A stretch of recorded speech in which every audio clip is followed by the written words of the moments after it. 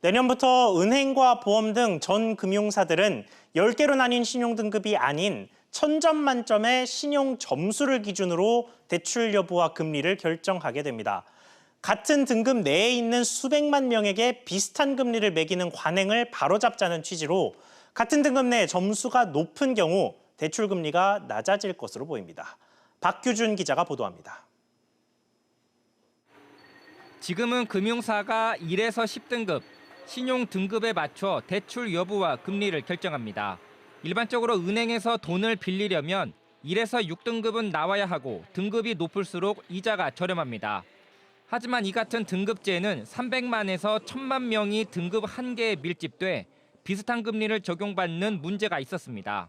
예를 들어 5등급에는 703만 명이 몰려 있는데 이 등급 내 신용점수 1등이나 꼴찌나 대출 이자가 비슷한 겁니다.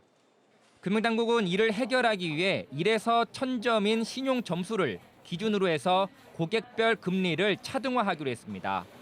신용점수를 기준으로 금리를 산정하게 되면 현재 등급 내 상위 점수에 있는 고객들 위주로 이자 혜택을 보게 됩니다. 등급으로 하면은 등급 사이에 수 많은 사람이 비슷한 금리를 받는데 점수화되면 이제 좀 더 세분화된다는 거겠죠, 금리 체계가. 몇 점 더 높은 사람은 좀 더 낮은 금리로 하거나. 예를 들어 신용점수 664점으로 7등급 상단에 위치한 은행 고객은 등급제에선 대출을 못 받지만 점수제에선 6등급과 비슷하게 취급돼 대출이 가능해집니다. 마찬가지로 4등급, 5등급 내 상위 점수에 있는 고객들도 각각 3등급, 4등급이 받는 금리 수준을 적용받는 식입니다.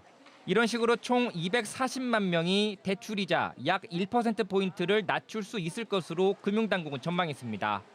금융당국은 오늘 별도 대응팀을 꾸리고 현재 대형은행 5곳만 시범 적용하고 있는 점수제를 내년까지 보험사와 카드사 등에도 전면 확대하기로 했습니다. SBS CNBC 박규준입니다.